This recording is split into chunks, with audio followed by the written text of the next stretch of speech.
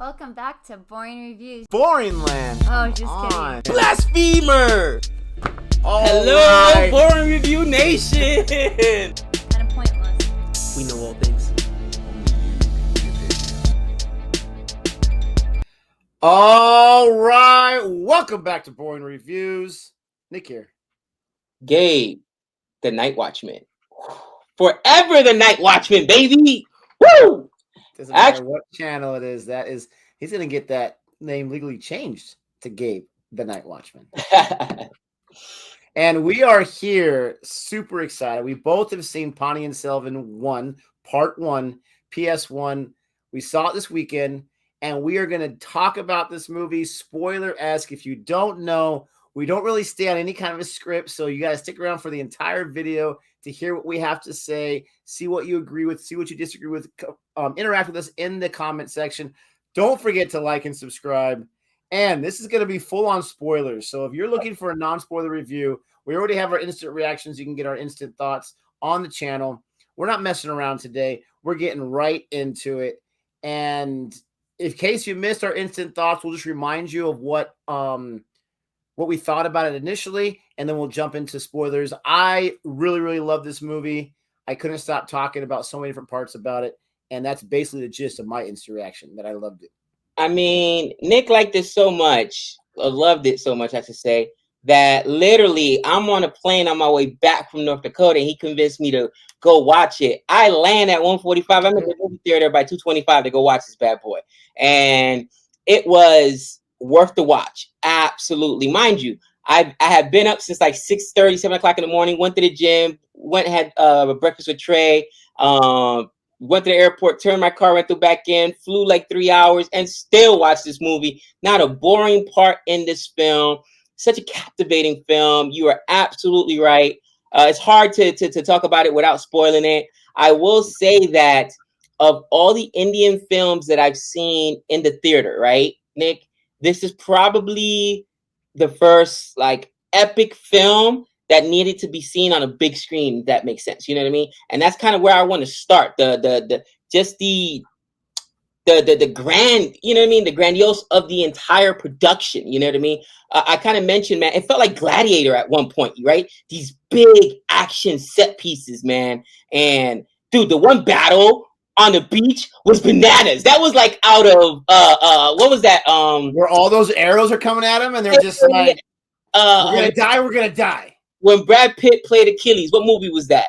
Troy, yeah, when they're storming the beach, that's what it reminded me of, bro. It was just bananas, bro. I love that scene and just sitting back. And you know, I know that a lot of times you get like a lot of CGI, especially with the animals. Nah, they had real horses there. I mean, they didn't spare any expense. This was a real production. I bet you say, I mean, that was a real elephant as well. You know what I mean, dude? Like, I'm assuming there was some CGI there. Like, especially with the guy that was in like the tusk of it or whatever. Yeah. Oh, dude. So for me, I think that's the first place I want to start, Nick. What I loved about this film was it was a period piece, obviously, and they gave us those big action set pieces, the huge stages. You know what I mean? They built this world. It made me believe that this was the world. The director's vision came through. And man, they didn't spare any expense. The costumes were amazing. The visuals were amazing. Some of the shots, like you said, when the arrows were coming, almost like out of 300, it was like, oh man, that was just bananas. And yes, gratuitous violence. Oh, gratuitous violence. If I got a complaint, it was that the beach scene could have been 2 or 3 minutes longer. People are like, a 3-hour movie, give me more. You know what I mean? Like, give me more. You know what I mean? Just more savagery, more violence, because that scene was unbelievable. But I'm gushing about that. What did you think about that, Nick? Just talking about the visual effects of this film. Let me piggyback off what you were saying. Yeah, first of all, I love that you said Gladiator in your instant reaction, because even though this movie easily stands on its own, it is no other movie recreated. It's its own thing, adapted from the book, obviously. Right. But I love that comparison, because Gladiator was a film, an experience for me where I had very little expectations in that movie. I remember we didn't really know who Russell Crowe was. We didn't really know this. I remember my first taste was watching Monday Night Raw WWE, and Kurt Angle had his little bit where he went to the premiere of it. And I remember thinking to myself, you're going to send a wrestler to the premiere? Yeah, this is not going to be taken serious at all. Best Picture later, right? All this kind of stuff. But the story is what you're there for. That one has so much violence. Talk about gratuitous violence. So much violence, but that's not why you watch that movie. It's the story. It's the rise of Maximus, all that kind of stuff. This movie's biggest thing is its story. This story, and yes, you can say, oh, but that's based off a book. Of course, a story. You know how many movies are based off a book and they destroy it, they ruin it, they fumble it? This movie, I don't want to go in too many directions. I want to stay in my lane. This movie was its own thing, but that's a great comparison. The visual effects were absolutely phenomenal. If you would have told me it cost $150 million, I would have believed it easily, right? Someone else made a comparison to Lord of the Rings, which you think, like, that's a different type of movie. I get what they're saying. You know how hard it is, in my opinion. The one kind of film I don't ever want to make is an epic film, especially one adapted from a beloved novel. You don't want to touch it because you get distracted with so many different shiny things that you have a pile of crap when you're done with it. And we've seen it so many times. Oh, this is the next Gladiator. This is the next Lord of the Rings. And you watch it and you're like, well, it might not be trash, but it's not nearly as good, right? This movie is going to be, at least for me, I'm going to compare other great movies to this now. This is like that standard bearer. And the visual effects, like you said, were absolutely top notch. I've heard some, not really complaints, but some observations that there wasn't enough action in this movie. I disagree. I think it was a perfect amount of action. My only you talk about costumes and believability. It took me, and I remember thinking this actively as I'm watching the movie. It took me about maybe 8 to 9 minutes before I completely believed everything. Right. And even Karthi's outfit, I'm looking at it, I'm like, man, that's a really cool outfit. I want to buy that and cosplay that. Right. It was all believable. I mean, everything about it was believable. I love a period piece. This was a straight out period piece. And it seemed like a period piece. So to answer those things, I absolutely love. Again, guys, you're not going to hear probably one negative from me this entire review because I just don't have it. I have a few questions, but I don't really have any negative things.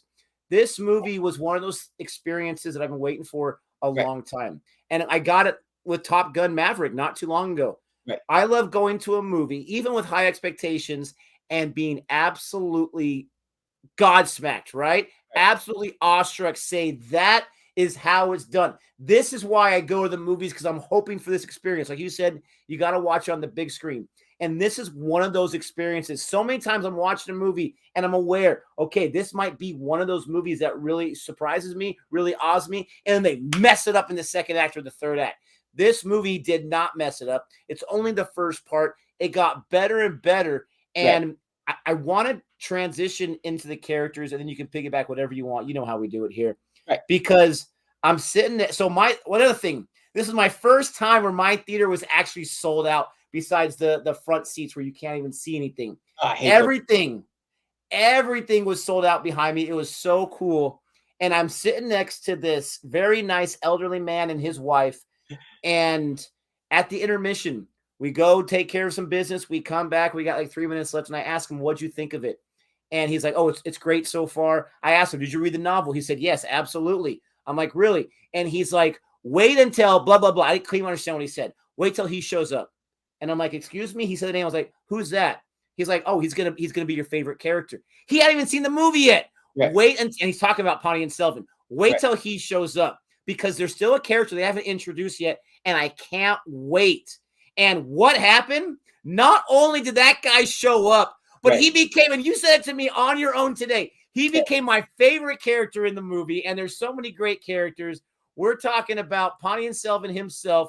Let me get the man's name right, because this guy was a revelation. Jaim Ravi. I don't think I've seen him anywhere. Right. His prince name was Arul Mazi. This guy's character was phenomenal, written very well, but the actor, he played it so perfectly. And I want you to tell the audience what you told me about it, because it put a big smile on my face. But the characters, and we can go through all of them if we want to. Right. I can't think of one character I didn't like, because they all played their character very, very well. But we got to start with Ponniyin Selvan, not just because he's a title character, because he's that good. And the guy next to me called it. He called his shot. It was awesome. You know, a couple of things. First of all, you mentioned your theater, right? My theater was about half full when I went to go see it. Now, mind you, I went to the 2:25 p.m. show, so still early in the afternoon. But yeah, to be that many people on a Sunday when there's football going on and whatever, it was pretty cool. There was this poor lady. It was her, herself, and the husband. And I promise you, they had their kid with them. The kid had to go to the bathroom like every 20 minutes, 15, 20 minutes. And you can just see the frustration on her face. She's like, and the husband was like, you go. And I was like, and I've been that parent. Like, I'm not going to go. You take them. You know what I mean? You're like walking backwards so you can get every last image. Okay, go. I felt so bad for her. At one point, I was like, you want me to take him? Because, like, he made her get up every time. But I'll be honest, I've done the same thing with Savannah. Like, I'm not going. He can hold it. And she'd be like, really? So, you know, for those moms out there, I feel you because I know it was so funny that happened. But speaking of my favorite, Ponniyin Selvan, I don't root for good guys. You know that, all right? Everybody who's been watching the channel for a long time, I just never feel that those characters get enough depth, right? It's easy to be a good guy. And think about it. Most actors in Hollywood, you know, relish playing the bad guy. Chris Evans, who said one of his favorite roles was playing the bad guy in Knives Out, right? He loved that role. You get to really just dig deep, all right? My favorite Indian actor, Nawazuddin Siddiqui, he plays these dark characters. I love him. But man, Ponniyin Selvan, he's so hard to dislike. And he's so believable, so humble. But then he's physical because the dude is yoked. And that's why I understand. Like, I could have stayed for some more fight scenes. Like the scene they introduced him in when he's banging out with the guy we've been rooting for since the beginning, who we know he can bang too. Because he's like, I've killed 50 men. But if I say anything less than that, it won't be believable. First, he said thousands of men. Thousands of men, right? We'll talk about Karthi in a second. But yeah. Bro, he put in work and he's giving Karthi the business. And then he's like, hello, my prince. I was like, oh, yes. That scene. I mean, we're going to get to Monty, too, the director. That scene was directed so awesome. Not just the action, but how it closed up and they're both smiling at each other. How did you know? I mean, talking about showing this guy, how about when he's just on the boat and he knows he's going forward and he sees all those arrows going in? Does he panic at all because he knows he's going to take care of business? I love it. It was super cool. And again, man, like I said, I don't really root for good guys in films. Most of the times I don't. But he's probably my favorite part of this film. Okay, we'll talk about my second favorite character. But man, he's my favorite part of it. Man, here's the thing. You and I are a little bit different in that you're a writer, right? And for those of you who don't know, Nick's written his own book before. So he's a lot about story. You're right, man. The story is amazing. And at first I was confused. It was convoluted. I was like, wait. Who? Yeah, so much at the beginning. Yep. A double cross. No, it's a triple cross. Wait, what's happening? The chieftains, they're all turning. Wait, what? I was confused. And then at the end, I was able to, soak it all in and kind of understand the gist of it, which leads to my favorite character. Oh, it wasn't just her beauty, but it's her cunning. I love her cunning. But the story is amazing. But when you got physical actors like Karthi and the actor that plays Ponniyin Selvan, bro, you want to put them on there because they sell the part. They're physical. They're great physical actors. Not everybody can play that superhero kind of character and make it believable, and they did. So I could have used a little bit more action, but yes, the story is amazing. And maybe to fit in more action, you would have to cut out some story. I'm like, okay, what story do I want to cut out? It's hard. You know what I mean? What do you cut out? I was like, it's hard, but. Man, he did such an amazing job. And even like like you said, the story, the backstory, he talks about how he got his name. He tells him, do you know how I got my name? That's great exposition. I hate when they just throw something in there to give the uninitiated like us. I don't know what Ponniyin Selvan is. I didn't know it was a river. I didn't know the story. I didn't read the books. And so many movies make the mistake of, well, let me dumb down to my audience and let me explain it. And exposition that comes out of nowhere. It angers. Quick conversation. You get it. You understand it. Because as I'm hearing Ponniyin Selvan as a character, I wanted to ask my friend next to me, like my new friend, I want to say, that's a person? Like I had no idea like where that name came from. So they drop it so quickly there, which is so awesome. And it happened naturally in the dialogue, right? So it didn't feel like it was forced, and that's great writing. What about the scene where they, Lanka allows him to be king, and this character is so true. He's like, listen, there's only two people that are going to tell me what to do, and I'm going to listen to him right. He didn't say it to that guy, but he said it to someone else. He's like, that's my father, and that's the king. They both happen to be the same person. So I don't care if it is a trap. My father calls for me. I have to go. I can't be the king because that's not what my father wants me to do. This guy is such a good guy. and we get to the ending, and it's like Batman versus Superman. I know he ain't dead. We all know he's not dead, and I can't wait for him to move forward. But I love the reaction too. Like Vikram's character, he's like, "What? You took my brother out? It's on my," and he's looking for any kind of excuse. And nobody wants to smoke with him. Nobody wants to smoke with him. He's loving himself the battle for crying out. Let's talk about Vikram for a second. We don't get a lot of Vikram, but like I said in my instant reaction, I think he puts on the acting clinic in this movie. If we had to choose one person, a male, I think he puts on the acting clinic in this movie because you don't get him for too much, but you feel his heartbreak. I mean, you literally, and that was a great directed scene where they had the door open up and then kind of close. They didn't show it to us. They didn't make us wait till we actually see what the other side was. You feel his heartbreak. He delivers his lines. Doesn't hurt that he's a good looking guy, and doesn't hurt that he's one of the biggest actors for crying out loud in India. But he did such a great job in that role. And man, was this guy stubborn. We thought, okay, his sister's going to convince him. And he's like, sit down. Let me tell you what I'm going to do. Such a great character. What do you think of Vikram? I think this is the first time you've seen him in a film. It's the first time I've seen him in a film. And I think I might have reacted or seen some of the reviews you did. I think you did video or something to that effect. I did the first time I seen him acting. And you're right. It was almost like, even though Ponniyin Selvan, obviously the main character, he's built up to be the main hero and protagonist you want to follow, right? The director plays it that way, but it's almost like Once Upon a Time in Hollywood, right? Even though Brad Pitt was the supporting character, he won the Oscar. Because, man, the acting chops and the pain in his eyes. And I know that's what you guys were thinking. He's my favorite character. My third favorite character. Because, yeah, he takes out that old man. You belong to me. And I don't understand. Why did she go to that old dude? She's got an end game that we still don't. We'll have to talk about her later. But man, God, I love her acting. They wrote that so well, too, because not just because she's but man, I love her acting. And I could see, like, his heartbreak, like, for him, for this guy. And, dude, I know. You start begging. He cuts, and then the blood splatters on the face. That whole scene was amazing.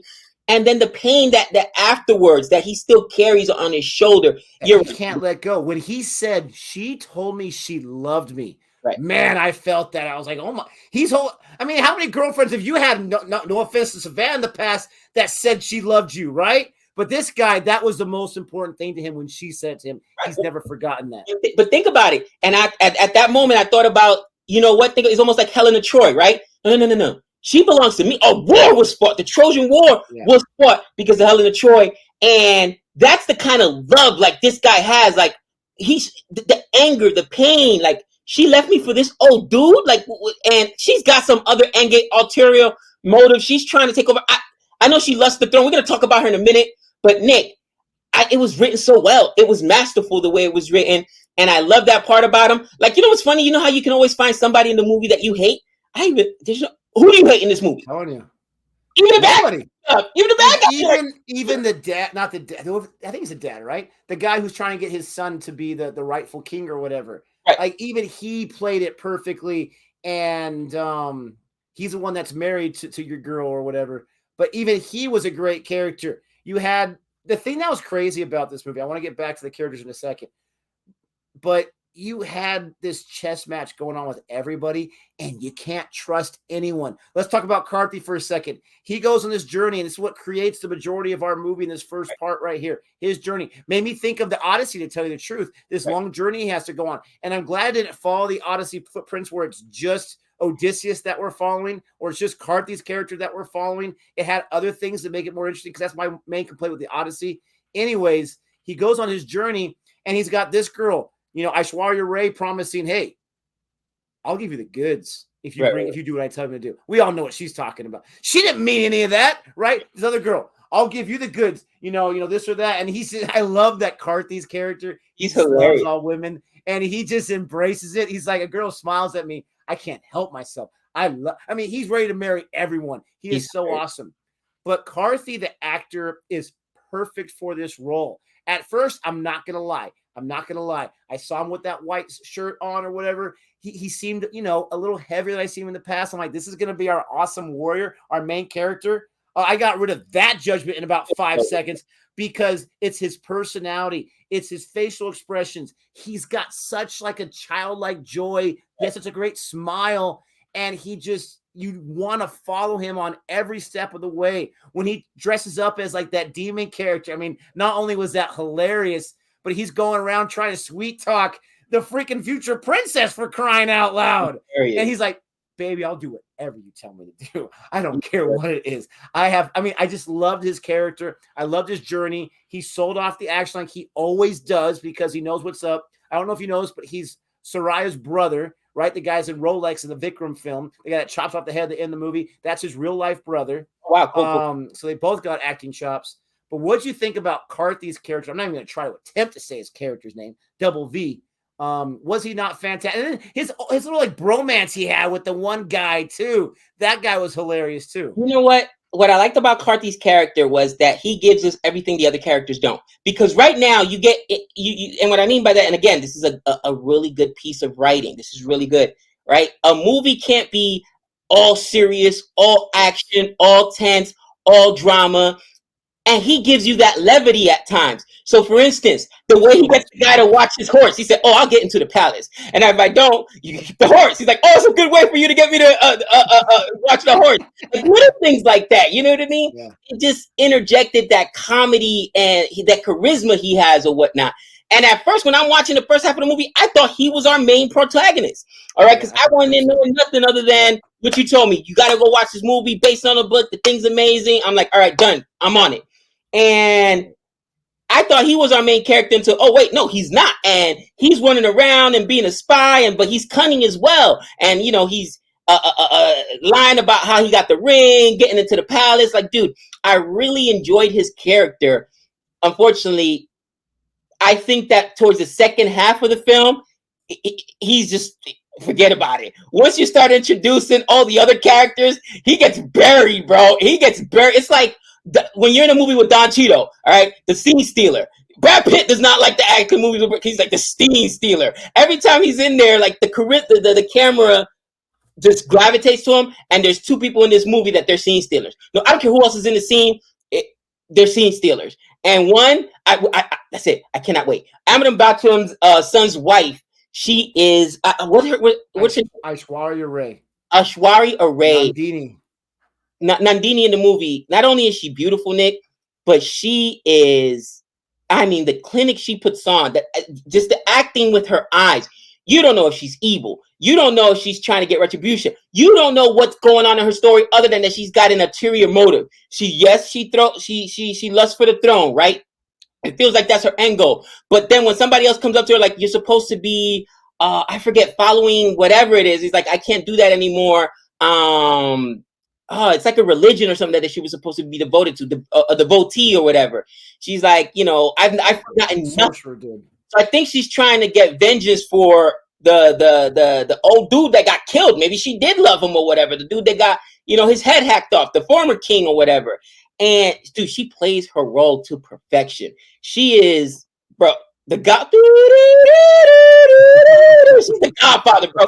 She's playing everyone. And she even goes to her husband. I gave him the ring. Did I do wrong? I said, like, she knows, okay. I was shocked that she spilled the whole beans right there, but she twisted it. Extra. That's what I said. She's my favorite character. Bro, you don't gotta lie. When I tell you the truth, what you gonna say? Did I do wrong? You're right. Did I do wrong? Did I do? She tells him I gave him the ring because the dude's like, I'm sorry, baby. I'm sorry. You know, I wanted to the castle so we could get him here. Did I do wrong? And I'm like, oh, she's just gangster. She's just playing everybody, bro. Puppets, like puppets, bro. I love when she picks up that sword at the end and she's lusting after that throne. You're like, okay, we know what your motivation is. But I'm with you. Like, why? Like, we do know from his sister. Let me make sure I get this name right. Played by Trisha Kundave. We know from her that she had told Vikram at one. His character told him, you know, you can't marry her. You just can't do it. Whatever. You got to break it off. This or that. So she was in love with him at one point. There was something that happened to get her to that other point. He's still in love with her. But the fact that she stays with that, I think I know why. Her lust for the throne. She put her money on that horse, so to speak. Like, that was her guy. Maybe she truly fell in love with him too. I don't know. Because she was like, please, no, don't do it. Please, no. but she is a gangster. She is a chess master. She promised her body to Karthi, and 2 seconds later, she had totally forgotten about the whole promise. She just wants to get that information. No, get the information and come back to me. Wasn't she? She was an orphan, right? Yeah, something like that, where her and Vikram's character knew each other early on. We didn't know her lineage. There's something about her we still don't know. Here's a big spoiler, and I just saw it from Wikipedia, so who knows? Don't do it to me, no! Don't do it. Well, you saw the end of the movie, right? The little extra scene where they go in the water and they're drowning. Yeah. We see the gray-haired woman, the mute lady. Yeah. And then we see her turn around, and I'm pretty sure it was the same actress, right? And so I got confused. I'm like, what's going on? According to Wikipedia, that's her mother. So if her mother has magical powers and she's part of that sorcerer situation, then she must have some kind of powers too, or she's part of that occult type situation. So if that's her mother, that's why it would make sense that it looks like her. And then even when they saw her, was it Karthi's like, did you see her face? Like, it would make sense that he recognized her. So that was all I was going to say. I didn't realize that because I was confused about that last little part right there. I honestly, I saw the white-haired woman go down or whatever, but it happened so quick. I didn't realize that it was actually her face or whatnot. Because it looked just like her face if it was not her. You know what? That makes a little bit more sense because she's got an ulterior motive we don't know, and maybe it's ultimate power. She wants the throne. Who knows? But man, she's so conniving, and I love that. And she knows she doesn't quite belong because, like you said, like she was left on the doorstep. That's why she said we don't know her lineage. We know our lineage. She's not royalty. We can't trace it back or whatever. And that's why her sister didn't want her with didn't want the other prince. Yeah, I keep saying Vikram's character. It's Kari Kalin. Kari Kalin with him. Here's the thing. The story, Nick, took me, I would say, until about the last hour until I pretty much put it together. Because I was like, man, so much is going on. Yep. Especially because there was all these double crosses. I'm like, what's happening? And you didn't know who to trust. You don't know who to trust. Like the king, the aging king, right? Married to the young girl, the aging. Well, she's not really young, but the aging king sends out the police or whoever it is to capture his own son. And even the guy says, when they find out, the men will revolt. And the men wanted to revolt, but then what was it? The other guys, they called themselves the rebel guys. Yeah, the other clan. Yeah. They killed the group that went after. They're all again. I'm like, what's going on? Who's on whose side? Like the story. This is the thing. Convincing. It's a power grab. About the sick king, I was disappointed in his character. I'm not sure if it's on that way on purpose, but he allows himself to be played. He's got his commander as this guy is trying to, be part of the group. The brother of the other guy trying to dethrone him, right? And then the other guy trying to dethrone him, like, we need to imprison your son. Like, okay, yeah, you're right. What do you mean, yeah, you're right? Just go get my son. You don't have to be an imprisonment. He'll do exactly what I tell him to do. You don't got to tell him that we're going to imprison him and you don't have this issue, but I get it. It's part of the story, part of the writing there, all that kind of stuff. Now, you give me Nandini. She was fantastic. I'm not going to lie. I'm going to trump you. I'm going to raise you with Atricia, right? I love her character. First of all, and we got it in the trailer too, but that shot where she's so regal looking and she's got the whole guard, the whole dress on or whatever, and she's standing there with like the sunset behind her and she's just kind of standing there stoic. That was a beautiful shot. We got a bunch of those kind of awesome picturesque type shots. But where she is not just like this princess, like even a Disney princess who does what daddy says. Like, she is a smart, intelligent person who cares about her family and her kingdom first and foremost. And then maybe herself after that. When she goes to the chieftains and they're meeting in Nandini's room with that secret passage and they're walking down and her maid's like, what are we going to do? She's like, oh, we're going to get them to turn against each other and you're going to be the reason why. And I'm like, what are you talking about? And she's just, that was so genius. Right. Put it in the thought in their mind. Just so you know, these two princes got to get married, and it's going to be your daughters that are going to be married. More than likely, it'll probably be your daughter, and more likely, but it could be yours, and it could be yours. And it's got them thinking, do we really want to overthrow these princes if my daughter can be the princess or the future queen, and then I can take over power? That was so, you're talking about gangster. That was, and then she walks away just like a smile on her face, and these guys are all scrambling or whatever. And the other guy, who's the brother of the commander, he's just like, dang it, like this evil woman, I can't stand her in her cunning ways. Was that not an awesome scene right there? That was her scene. That was her scene, because she's like, come to her all panicking. They're conspiring. They've snuck into the palace. So she's like, okay, good. I was like, what are we going to do? We're going to go disrupt their plans, and you're going to help me. And she walked in there, and she's like, just, again, playing chess when these guys are playing checkers. She's 10 moves ahead. Like, I know you guys are all conspiring for the kingdom, but if you guys can't even work together, then it's going to be harder for you guys to the chieftains in order for you guys to take over my father's kingdom. And dude, even the scene when she comes to the castle, and the head guards guy that's there, the head chieftain is there with his wife Nandini, and she goes to go greet her, Nandini. She goes, no, let her come to us. And the queen starts walking, and she stops and now starts talking to a commoner. Like, no, yep. You come to me. Like, dude, that was you. Oh, that was yes. Gangster. Tell me she has one scene. Absolutely. It's chess, not checkers, bro. And she like the dialogue in that scene when she's talking to her, that was probably one of my favorite scenes, their interaction right there. And she was getting her to give her information against her own husband. So beauty is captive. I hear this palace captive, has a lot of beauty captured in it. She's like, yeah, beauty is captive here. She's like, oh, you're captive. So she was like getting information, like you said, and bro, wow, dude, you're right. She crushed that scene. She did crush that scene. Maybe it's because wow. It's the beauty of these two ladies too that completely sell it. And this is going to sound very shallow, but it's a big part of it. They're playing. It's just like Deepika in what was that? Padmavat. She's supposed to be the most beautiful woman in the land. You see her in that movie. Yeah, she's the most beautiful person in the land. Like that part, they were able to use the beauty as like the mask, and the intelligence took over. When she comes out of the water and she's got no makeup on, I'm like, are you kidding me? She still looks that pretty without the makeup. And they're going to her, your brother, all this kind of stuff. I love how these siblings, even though they're siblings, they're still tight-knit. Even Vikram, with all his anger, he has respect for his sister when she's trying to beckon him back, all this kind of stuff. I love the whole family dynamic. I also love the other guy's scene, the guy that we're supposed to hate, the guy who wants to be, the guy who's older than the prince, who actually wants to throw him back because whether his grandfather or his father gave it away to the cousin or the brother or whatever it was. His scene where he's talking to his mother, and his mother, you would think his mother would talk sense to him, like, this is not what your father wanted. You're supposed to be, what'd she say? You were supposed to be a worshiper of one of the gods or whatever. He pulled off. He said, take your prayer beads. Take the prayer beads, woman. I want the kingdom. I'm like, what? To your mom? And you just broke the beads? I mean, these guys are fully committed. The story, once again, let me get back to this. You have fantastic characters, and they're already written, I'm assuming, fantastically in the novel. But you use them to their perfection. Think about all these characters that we can say are like somewhat major characters. Usually in a film like this, it's a disaster. It's not going to work. It's too many storylines. It's too many characters, not enough room.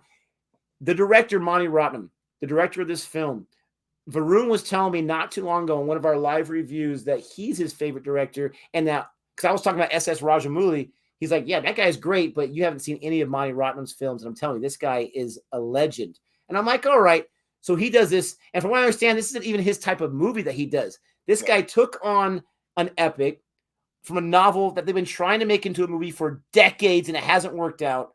And what he does is he presents it in the most glorious, fantastic way, focusing on characters, focusing on story, focusing on just amazing visuals and everything else. There's no downturn in this movie. Right. And he did a perfect job.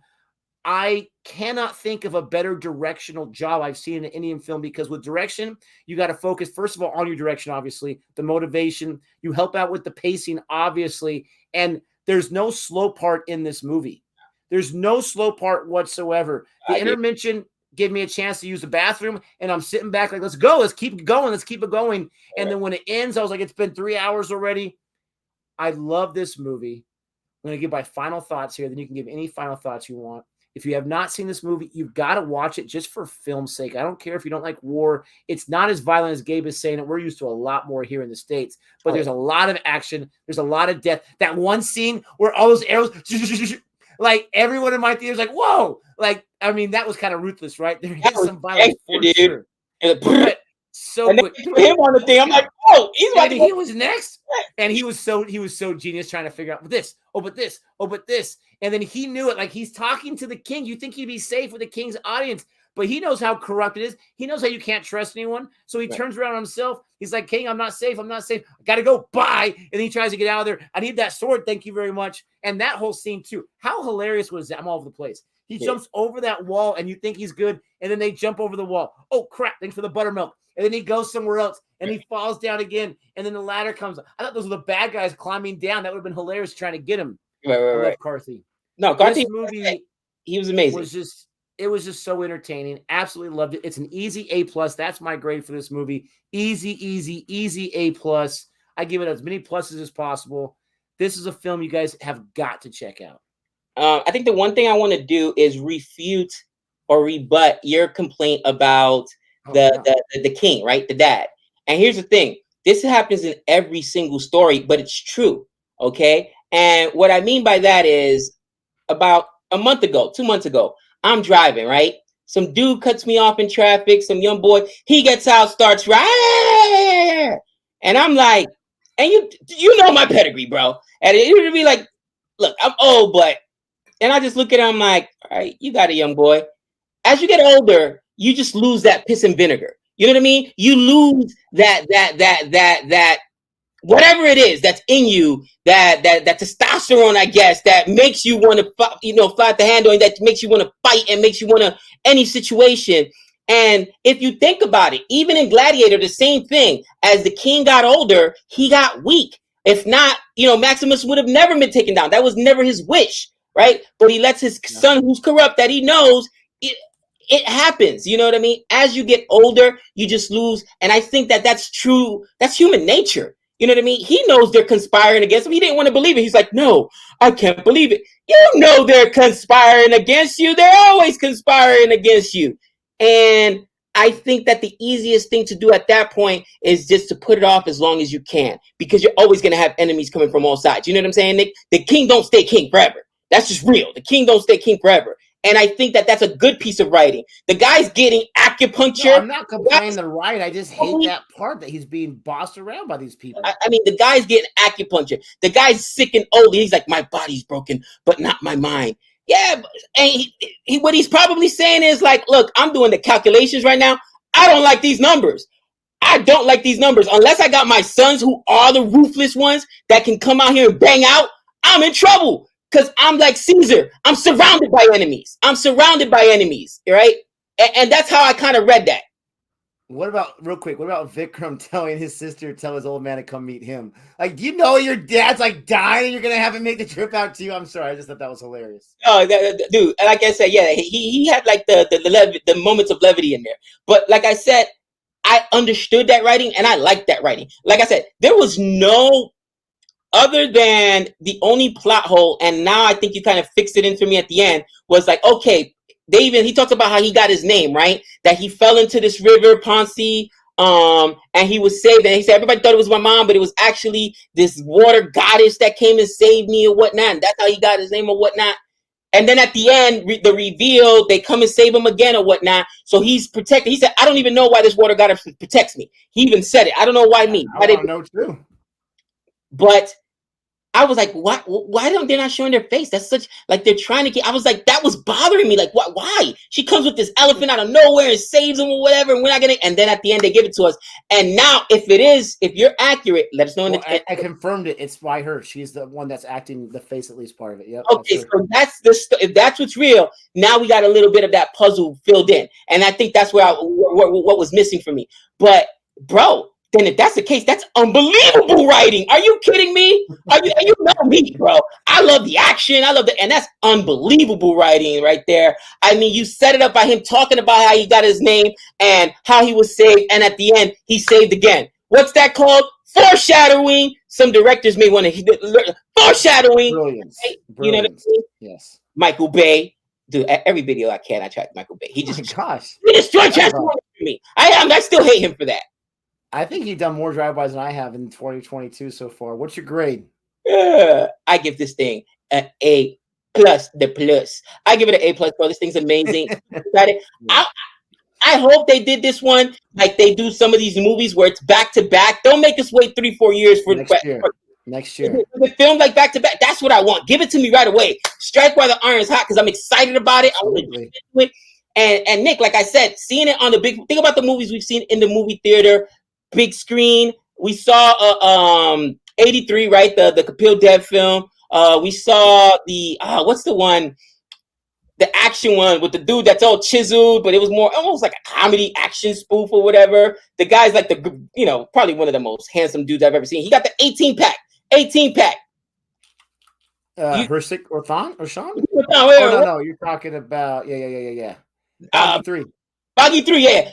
When we get big movies like this one, like you said, it was in multiple theaters in town, and this was really meant to be seen on a big screen, bro. I love this film. And I think the last thing I did not mention was the dancing set pieces. You notice how it was flawless? It was a performance for the queen. It was a performance for this person. Everything fit. The story fit. Nothing felt forced. Like, oh, we got to have it's a Tamil movie, right? We got to have a dancing scene. No, everything fit. And I love that about it. Dude, bro. That dance scene was crazy. That one at the very beginning where it was like all this. I had no idea what was going on. That was absolutely top notch. That was fantastic. Guys, this is a 41-minute review. We're super excited to talk about this movie. As you can tell, I could go for another 35 minutes easily, but we're going to stop it right here. Let us know what your thoughts are. Please don't forget to like and subscribe, and let us know what you think about this movie. And if you haven't seen it yet, you might as well check it out now. But with all that being said, what do you do? I command you to go see it now. Until next time. We know all things.